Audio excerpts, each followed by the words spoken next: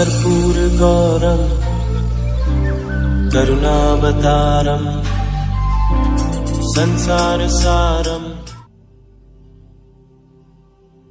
ओम शिवा, जय माता दी। पुनः स्वागत है आप सभी का। चलिए हमारा उत्तम विषय ले लेते हैं। आने वाला वर्ष 2025 हमारे प्यार प्यारे कुंभ राशि के जातक हैं उनके लिए कैसा रहेगा, गोचरी व्यवस्था का क्या प्रभाव पड़ेगा आपके पूरे जीवन पर। विषय प्रारंभ करने से पहले मूल समझ लीजिए वर्ष 2025 का अंक गणना की जो स्कैनिंग करी जाती है उसके आधार पर यह जो पूरा वर्ष है, वर्ष 2025, यह मंगल देव को समर्पित।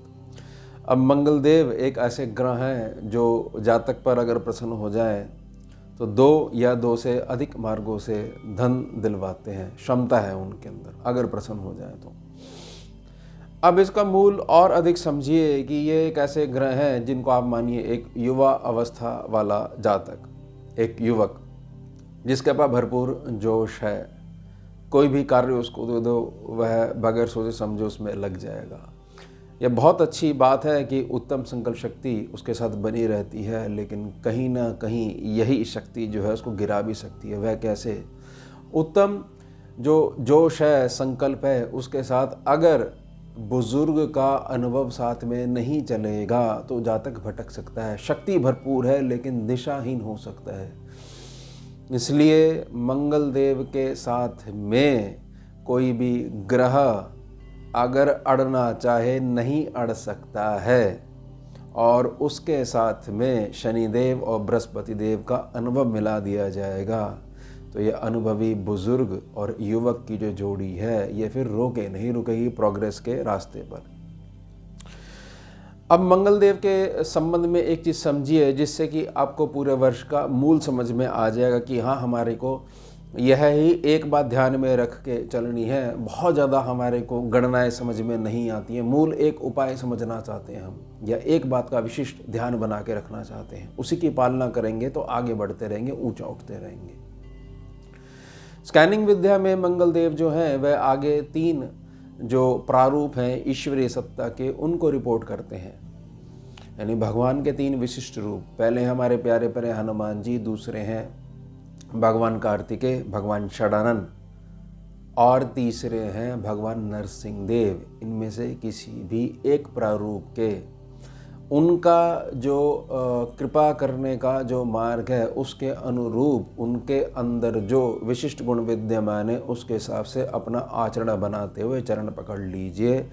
यह जो वर्ष है, यह जो काल है आपके लिए स्वर्णिम काल हो जाएगा।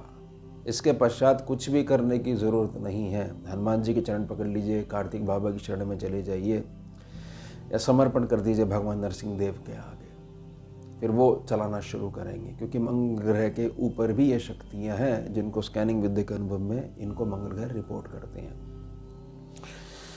वीडियो कुछ इस प्रकार से रहेगी कि जनवरी से लेकर दिसंबर तक हर महीने के बारे में बात करेंगे। जो प्रमुख गोचर हैं उनका थोड़ा सा हम समझने का प्रयास करेंगे। बाकी तो मासिक राशिफल है उसमें बहुत डिटेल्ड में आपको जानकारी दूंगा मैं।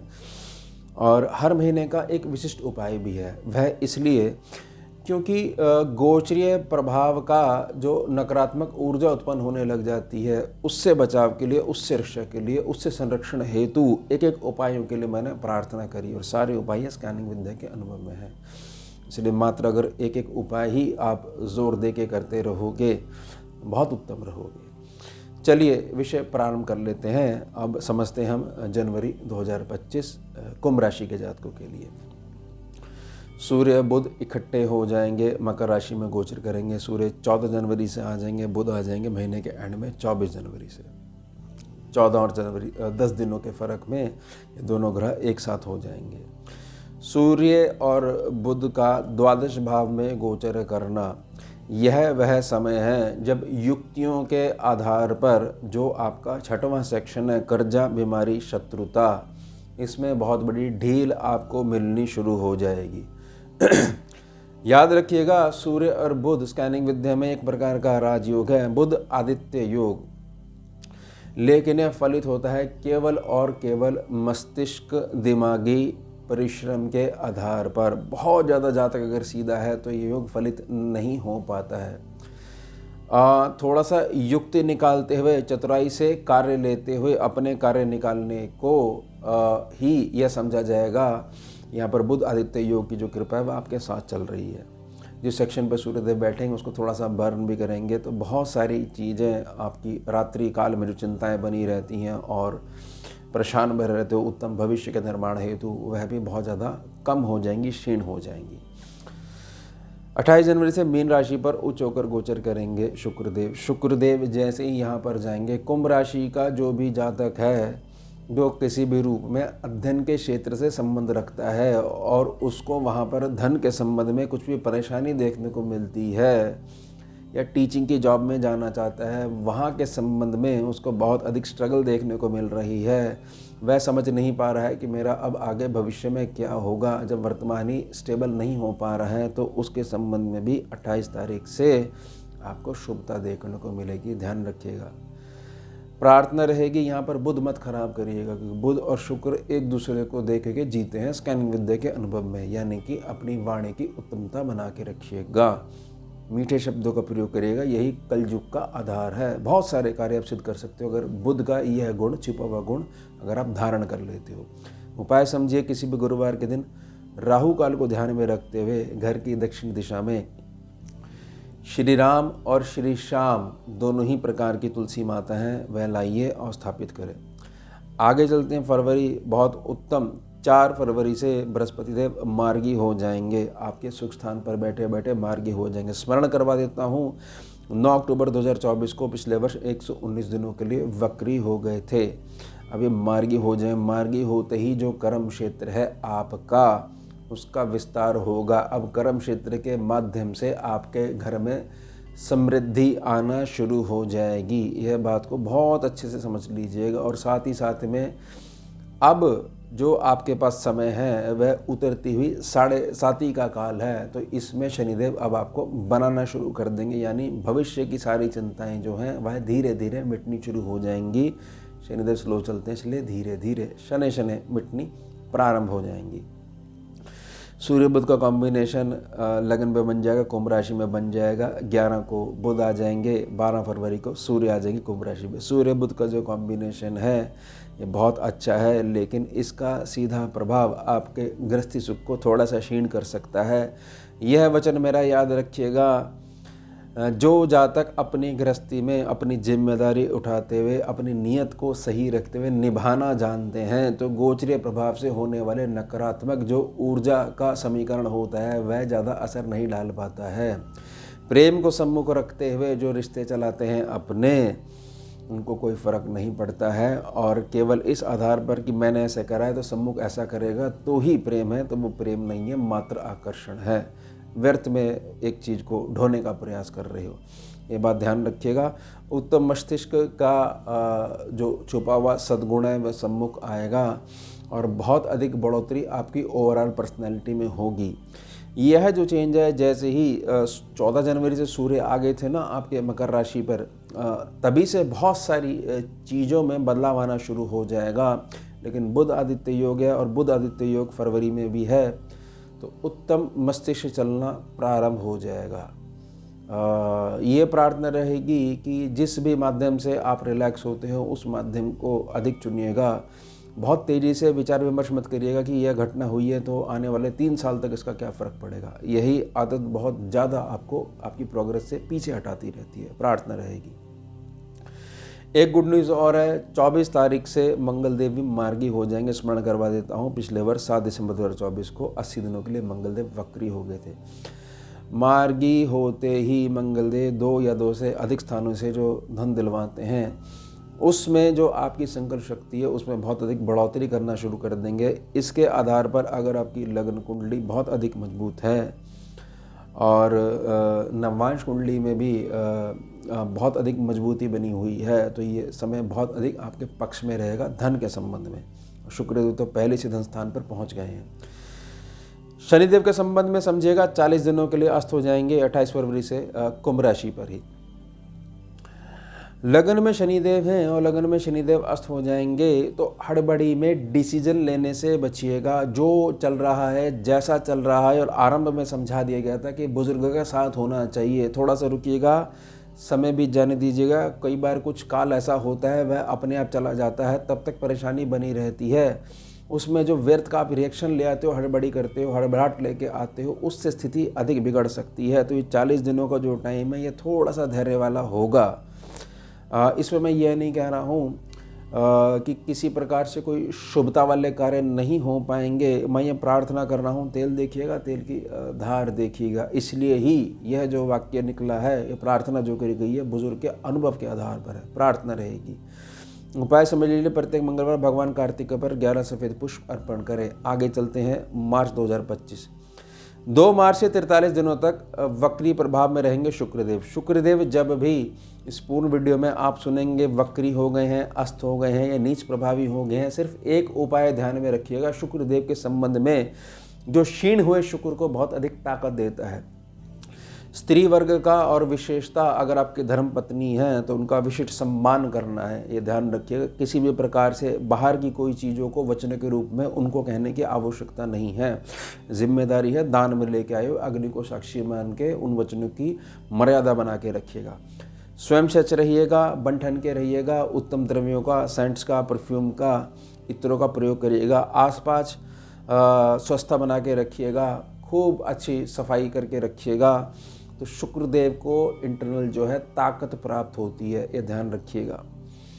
सिर्फ इसी चीज़ को बना के चलते हैं तो बहुत अधिक डिटेल्ड में नहीं जाना पड़ेगा कि क्या फ़र्क पड़ेगा। आपको फ़र्क के बारे में अधिक जानने की आवश्यकता नहीं पड़ेगी, क्योंकि उपाय पहले से ही कारगर सिद्ध हो जाएंगे और आपको पता भी नहीं लगेगा। आपको लगेगा ग्रह तो मेरा ठीक ही चल रहा है, क्योंकि मुझे कुछ भी विषम प्रभाव नहीं मिला है, ये ध्यान रखिएगा। 14 मार्च से मीन राशि पर गोचर करेंगे सूर्य और शुक्र 19 मार्च से 4 दिनों के लिए अष्प्रभाव में रहेंगे। वही प्रार्थना याद रखिएगा शुक्रदेव के संबंध में जो कही गई है। और 29 मार्च से मीन राशि पर गोचर करेंगे शनि। मीन राशि पर शनि आ जाएंगे, राशि परिवर्तन करेंगे और आपके लिए अंतिम स्टेज होगी, लास्ट स्टेज होगी 7.5 की। अब सूर्य और शनि को मीन राशि पे समझ लेते हैं, क्योंकि कुटुंब का सेक्शन है। एक प्रार्थना रहेगी कि एक भ्रांति बनी हुई है कि सूर्य और शनि जहाँ भी बैठते हैं, जिसकी कुंडली में भी बैठते हैं या गोचरी प्रभाव में आते हैं, तो पिता और पुत्र के मध्य एक दीवार खड़ी हो जाएगी और रिश्ते खत्म हो जाते हैं। पिता और पुत्र के मध्य थोड़ा विवाद अवश्य हो सकता है, वह केवल मत के आधार पर कुछ भिन्नता आ सकती है, मन के आधार पर नहीं। सूर्यदेव प्रकाश हैं, शनिदेव अंधकार हैं, दोनों का मिलन संभव नहीं है, लेकिन इससे जो पिता और पुत्र का जो धर्म के आधार पर रिश्ता है वह नहीं टूट सकता है, यह ध्यान रखिएगा। भ्रांति है, भ्रांति को जैसा अपना लेते हो वैसे वैसे सोचना शुरू करते हो, और जो सोचना शुरू करते हो ईश्वरीय सत्ता जो है ऊर्जा रूप में, शायद आप ऐसा मांग रहे हो इसलिए सोच रहे हो, वो देना शुरू कर देती है। स्वयं से स्वयं में ही भ्रम में बंध जाते हो, ये ध्यान रखिएगा। स्कैनिंग विद्या बहुत अधिक स्पष्ट करके चलती है। तो क्या कहा जा सकता है कि जो पुत्र की श्रेणी के जातक हैं, वह जो अपने विचार अपने पिता के समक्ष रख रहे हैं, पिता अपने अनुभव से उनको स्वीकार नहीं कर पा रहे हैं, यानी कि जो एज वाला जो डिफरेंस है वह थोड़ा सा आड़े आ रहा है, लेकिन पिता और पुत्र के रिश्ते नहीं खत्म होते हैं सूर्य शनि के एक साथ आ जाने से, ये ध्यान रखिएगा। या ऐसा हो सकता है कि वह जो आपको समझाना चाह रहे हैं तो आपके कुछ निजी विचार हैं, अभी समय नहीं आया, वो नहीं समझ पाए हैं, उनको ऐसा लगता है कि यहाँ पर इस क्षेत्र में जाने पे रिस्क है, तो वो अपने अनुभव के आधार पर रोक रहे हैं। लेकिन प्यार से मनाने पे आपका अपना बुजुर्ग है, आपका अपना पिता है, वह मान भी सकते हैं। सूर्य शनि का मतलब यह नहीं है कि पिता और पुत्र के मध्य एक दीवार खड़ी हो जाए, ये ध्यान रखिएगा। अगर आप उस श्रेणी में हो, छोटे हो, तो बड़ा जो है वह सम्मान के आधार पर जो भोग उसको अर्पण करते हो और उससे जो आशीर्वाद मिलता है फिर वो मान जाता है, समझ लेता है। मनाना पड़ता है बुजुर्ग को। तो सूर्य के संबंध में भी मनाइए करिए, और जहाँ जहाँ मैंने शुक्रदेव के लिए मैं प्रार्थना करूँगा या पूर्व में प्रार्थना करी गई है, इस सम्मान की जो ये बहुत सटीक उपाय, इसको ध्यान में रखिएगा। आपके अपनों से ही मजबूती प्राप्त होती है, और यह ग्रहों की ऊर्जा रूप जो है आपके अपनों के द्वारा ही आपके ऊपर प्रभाव डालती है। उपाय समझ लीजिए, और बहुत इंपॉर्टेंट उपाय है। श्री हनुमान जी के 12 नाम नित्य दिन में 10 बजे और दोपहर 4 बजे 11 बार पढ़ा करें। हनुमान जी के 12 नाम जो हैं वह कैसे पढ़ने हैं? आपने नाम लिए 12, एक बारी, दोबारा पढ़े 12, 2, फिर दोबारा पढ़े 12, ये हो गया 3, ऐसे 11। और यह जो आपने पढ़ने हैं मानसिक रूप से पढ़ने हैं, वैखरी मुद्रा में या वैखारी वाणी में नहीं पढ़ने हैं। 10 बजे और 4 बजे स्कैनिंग की विद्या है, उसका अनुभव है। इस समय मंगलदेव की ऊर्जा बहुत ज़्यादा फाइन आती है। तो धन के संबंध में जो मैंने पूर्व में बात कही थी, 2 या 2 से अधिक स्थानों से धन दिलवा सकते हैं, उसमें बहुत अधिक मजबूती प्राप्त होगी। और अगर यह उपाय मार्च वाला पहले से ही जनवरी से प्रारंभ करना शुरू कर दोगे, तब से जनवरी मैंने प्रार्थना करी थी ना श्री राम और श्री राम तुलसी जी के लिए, साउथ की डायरेक्शन में आप स्थापित करें, दक्षिण दिशा में स्थापित करें। उसके साथ यह भी करना शुरू कर दीजिए। इन दोनों उपायों को ही अगर पकड़ के चलते हैं तो बहुत अच्छा स्वर्णिम आपका ये वर्ष जाएगा। प्रार्थना रहेगी। आगे चलते हैं अप्रैल 2025। 2 मेजर अपडेट हैं। कर्क राशि पे नीच प्रभावी हो जाएंगे मंगलदेव जब नीच प्रभावी हो जाएंगे कर्क राशि पे, ये 6वें सेक्शन की है। यह एक ऐसा काल है कि आपको थोड़ी सी इस प्रकार की गाइडेंस मिल सकती है कि बहुत तेज़ी से अगर आप पैसा कमाना चाहते हो तो अपने बचे हुए पैसे को यहाँ पर लगा दीजिए। बहुत सारे मित्रों ने आपके लगा के उसके प्रूफ भी दिखा देंगे। प्रार्थना रहेगी मत लगाइएगा, किसी की बातों में मत आइएगा। या ऐसी चीज़ है, कोई बात नहीं, हम आपका लोन करवा देते हैं, आप फलां चीज़ जो है घर में गोल्ड पड़ा है यह रख दीजिए, ज़रूरत नहीं है। लेकिन केवल ऐसा आसपास का माहौल हो चुका, आपको भी ऐसा लगता है ये चीज़ मेरे पास तो अगर नहीं होगी तो जीवन मेरा विफल हो जाएगा, सार्थकता नहीं आ पाएगी जीवन में। ये प्रार्थना रहेगी, इससे बचेगा, क्योंकि व्यर्थ का कर्जा चढ़ सकता है इस काल में। साथ ही साथ 14 अप्रैल से मेष राशि पर उच्च होकर गोचर करेंगे। सूर्यदेव 3रे स्थान पर उच्च होकर गोचर करेंगे, तो ये मेहनत के सेक्शन को थोड़ा सा बढ़ा देंगे और इसके अनुरूप होते ही आपका भाग्यवर्धन होना शुरू हो जाएगा। यानी यहाँ पर शारीरिक परिश्रम जो है अधिक होगा, लेकिन उससे आपका भाग्य वृद्धि भी होगी और नेम और फेम आपका बनना शुरू हो जाएगा या आप तक पहुँचना शुरू हो जाएगा। ये ध्यान रखिएगा। उपाय समझ लीजिए, प्रत्येक मंगलवार दिन में ठीक 10 बजे सिंदूर वाले हनुमान जी पर सिंदूर अर्पण करें प्रत्येक मंगलवार। ये पूरा अप्रैल का उपाय है। आगे चलते हैं मई 2025। 14 मई से वृष राशि पर गोचर करेंगे। सुख स्थान पर सूर्यदेव आ जाएंगे। सुख स्थान पर जैसे सूर्यदेव आ जाएंगे, एक बहुत बड़ा बदलाव कर्म क्षेत्र पर लेकर आएंगे। बड़े नेम फेम वाले जो जातक हैं उनसे सीधा संपर्क आपका हो जाएगा। यानी कर्म क्षेत्र के आधार पर जो भी आपका काम और काज है, जो भी रोजगार है, जो भी व्यवस्था है जिससे रोजी रोटी चलती है, उससे बड़े लोगों का जुड़ाव होने लग जाएगा। प्रार्थना रहेगी यहाँ पर बुजुर्गों का सम्मान करना बड़ा आवश्यक है जब सूर्यदेव चौथे घर पे होते हैं या गोचरी व्यवस्था में आते हैं। ये ध्यान रखिएगा। 14 मई से मिथुन राशि पर गोचर करेंगे देवगुरु बृहस्पति देव। पंचम भाव पर गोचर करते ही आपके लाभों को आपके पक्ष में मोड़ना शुरू कर देंगे बृहस्पति देव।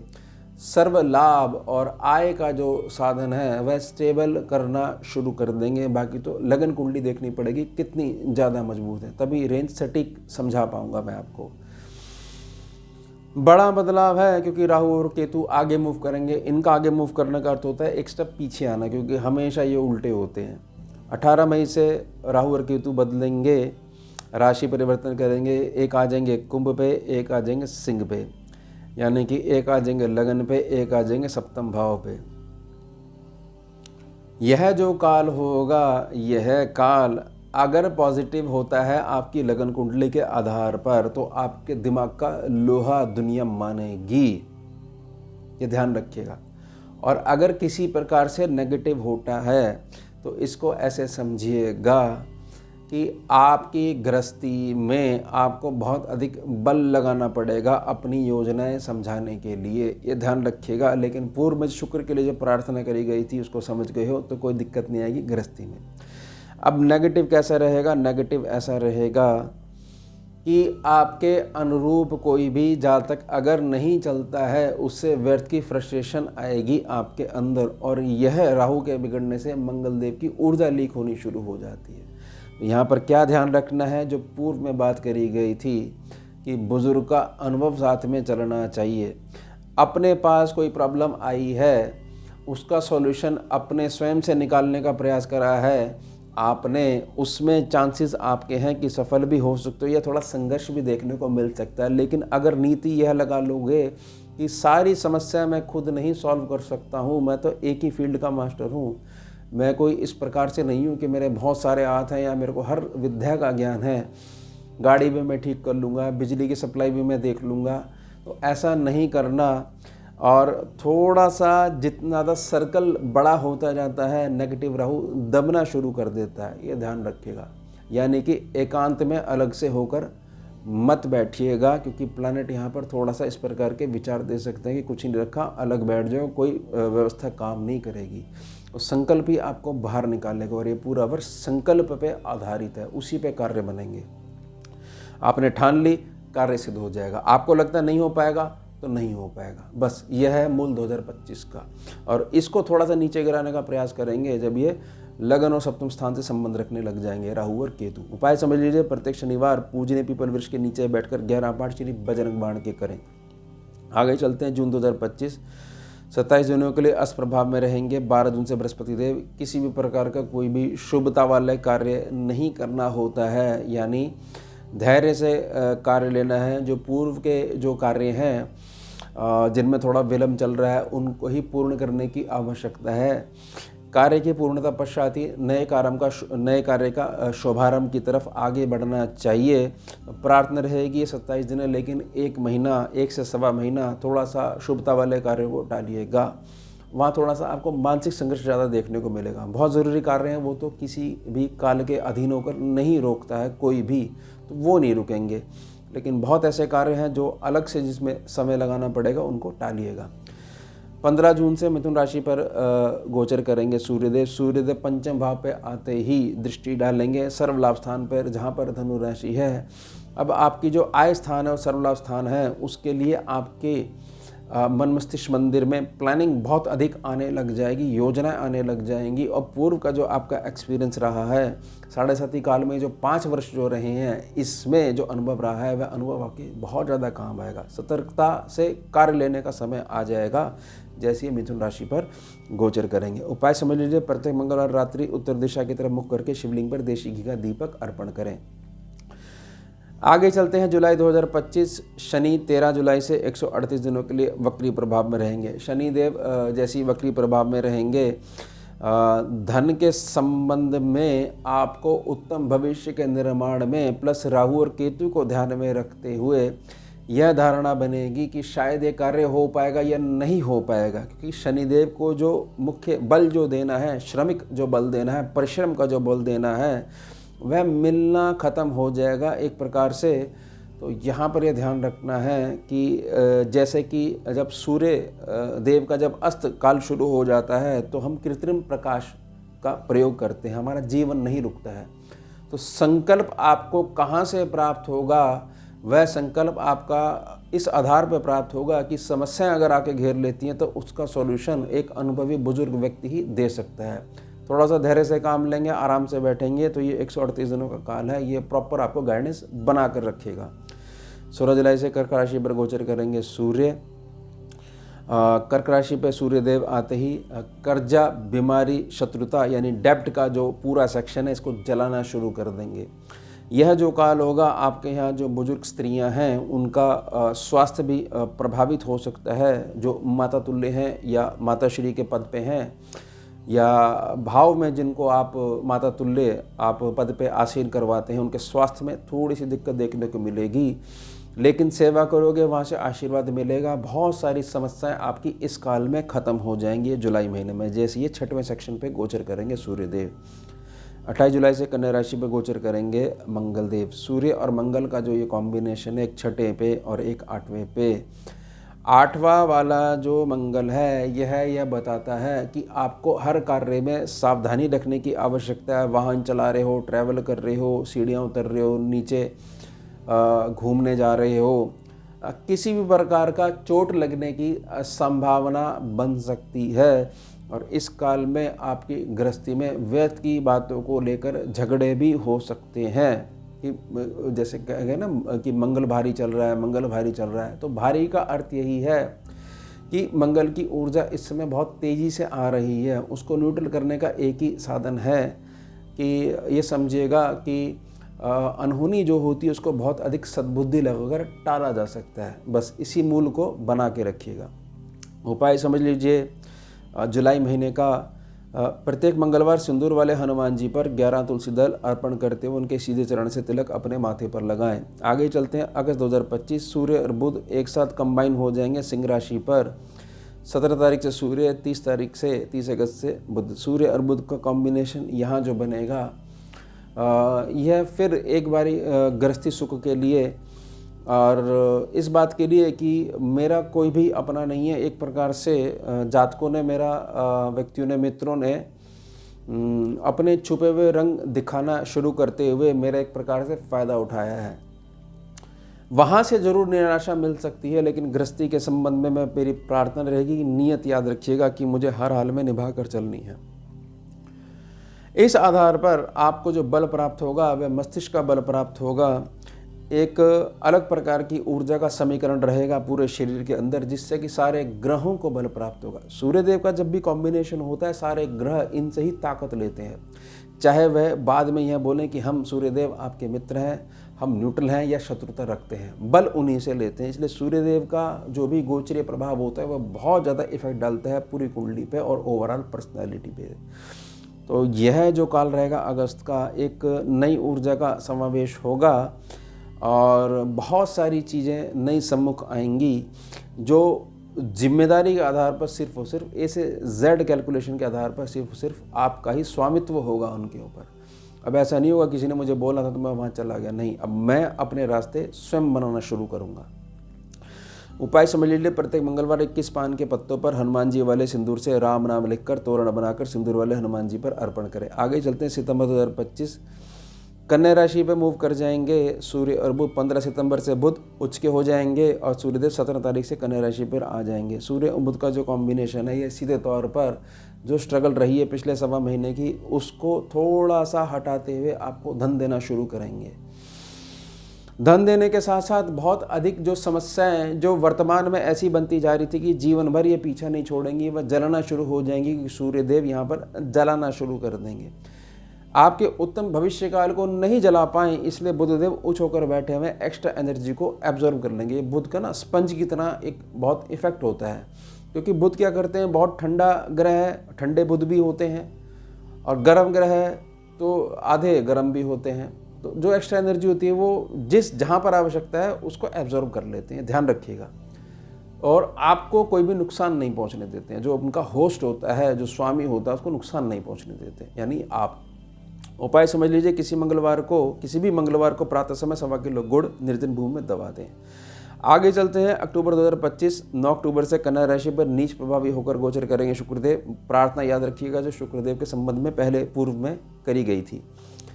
तुला राशि पर नीच प्रभावी होकर गोचर करेंगे भाग्य स्थान पर सूर्यदेव भाग्य स्थान पर नीच प्रभावी हो जाएंगे।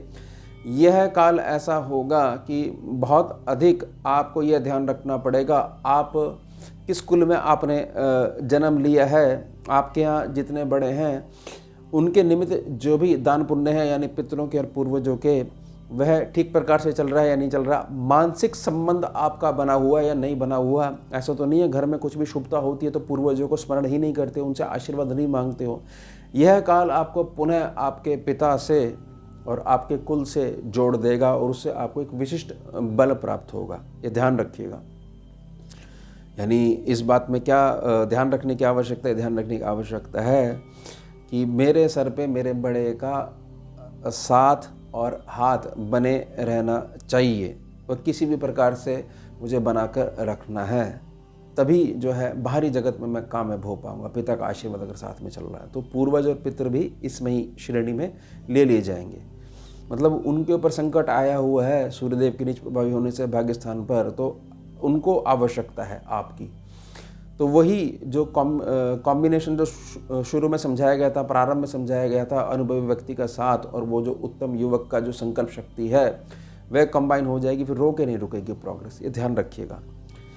कर्क राशि पर उच्च होकर गोचर करेंगे 18 अक्टूबर से बृहस्पति देव जब यहाँ पर बैठेंगे, बैठने के साथ साथ आपको यह चीज़ समझा देंगे कि धन के मार्ग में बहुत अधिक सीधे होके चलते हो और सम्मुख व्यक्ति को यह बता देते हो कि हम बहुत सीधे हैं, यानी हम बेचारे हैं, हम इजी टारगेट हैं, आप हमारा कैसे भी प्रयोग करके हमको धन के संबंध में बहुत अधिक परेशान कर सकते हो, तो बृहस्पति देव का ये मूव आपके लिए ठीक नहीं है। यह बात ध्यान रखते हो कि जितना बोला जा रहा है या जितना आपसे पूछा जा रहा है, जितने शब्दों की आवश्यकता है वो शब्द ही घूम रहे हैं, व्यर्थ में अपना मानते हुए अपनी सारा हिस्ट्री, बैक हिस्ट्री बताने से अगला व्यक्ति, क्योंकि कलयुग चल रहा है, आपका फ़ायदा उठाते हुए, इमोशंस का फ़ायदा उठाते हुए आपको घुमा सकता है कि देखो ये तो अंदर से कमज़ोर है, इसका अगर मैंने धन भी रोक लिया, पेमेंट रोक ली, तो ये क्या कर पाएगा। इस बात का ध्यान बना के रखोगे, पैसे के संबंध में तुरंत जंप मिलने लग जाएगी, ये ध्यान रखिएगा। बेशक कुछ हो गए बैठे में, लेकिन संबंध है छठे सेक्शन से, जो कि सीधे तौर पर आपके धन स्थान को, वाणी स्थान को प्रभावित करते हैं। तो इसलिए मैंने प्रार्थना करी गई कि सूक्ष्म से भी सूक्ष्मतर होकर अपनी वाणी को लेके चलिएगा और बहुत अधिक स्पष्टता बना के रखिएगा धन के संबंध में। बुध और मंगल का कॉम्बिनेशन है 24 और 27 से, दोनों के दोनों वृश्चिक राशि बाजेंगे। 24 से बुध और 27 से मंगल। बुध और मंगल का जो कॉम्बिनेशन है वह बनता है आपके कर्म क्षेत्र में। बुध और मंगल एक ऐसे ग्रह हैं, जब स्कैनिंग विद्या में मिल जाते हैं, इसको हम बोलते हैं सन की योग, यानी कि एक ऐसा संकल्प धारण करने वाला जो व्यक्ति देखने में ऐसा लगे कि ये तो ना दिन देख रहा है, ना रात्रि देख रहा है, ना भूख ना प्यास, कुछ नहीं लग रहा है, सिर्फ अपने कार्य में जुटा हुआ है। और कार्य का संबंध होगा आपके कर्म क्षेत्र से, जो आपका रोजगार रहेगा। प्रार्थना रहेगी, यह भी एक प्रकार का राजयोग है, लेकिन इस राजयोग में थोड़ा सा दान करना पड़ता है। दान क्या करना पड़ता है? ऐसा व्यक्ति जिसके बुध और मंगल एक हों, वह रोके नहीं रुकता है, अगर वह अड़ जाएगा तो ध्यान रखिएगा। तो प्रार्थना क्या है? कौन सा दान?